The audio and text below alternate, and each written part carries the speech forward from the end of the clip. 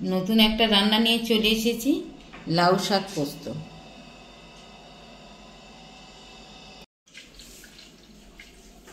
লাউ শাক পোস্ত রান্না করতে কি কি উপকরণ লাগছে দেখে নিন। লাউ শাক কেটে রেখেছি, আলু কেটে রেখেছি ডুমো ডুমো করে, বেগুন কেটে রেখেছি, কাঁচা লঙ্কা আর পোস্ত।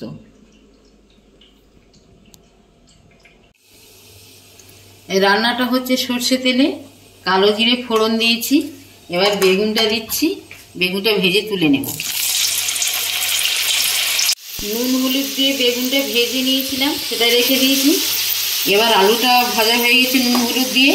এবার আমি শাকটা দিয়ে দিচ্ছি, লাউ শাকটা কেটে রেখে দিচ্ছিলাম, এটা লাউ শাকটা দিয়ে দিচ্ছি।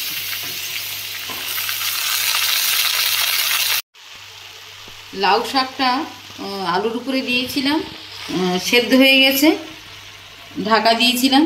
এবার আমি ভাজা বেগুনটা দিয়ে দিচ্ছি, ভাজা বেগুনটা দিয়ে দিচ্ছি। অল্প করে কাঁচা লঙ্কা দিচ্ছি। রান্নাটা একটু মিষ্টি মিষ্টি হলে ভালো হয়। আর একটু অল্প করে চিনি দিয়ে দিচ্ছি। আর এবার আমি জল দিচ্ছি আর একটু সেদ্ধ হওয়ার জন্য।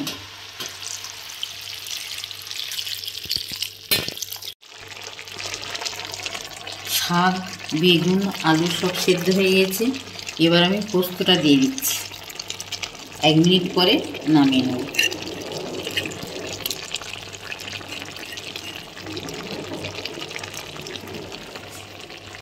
রান্নাটা আমার হয়ে গেছে।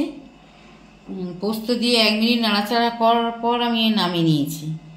এই রান্নাতে হলুদ একটু কম দেবেন, আর মাখা মাখা ভাব হলে তরকারিটা ভালো হয়। কেমন লাগলো জানাবেন।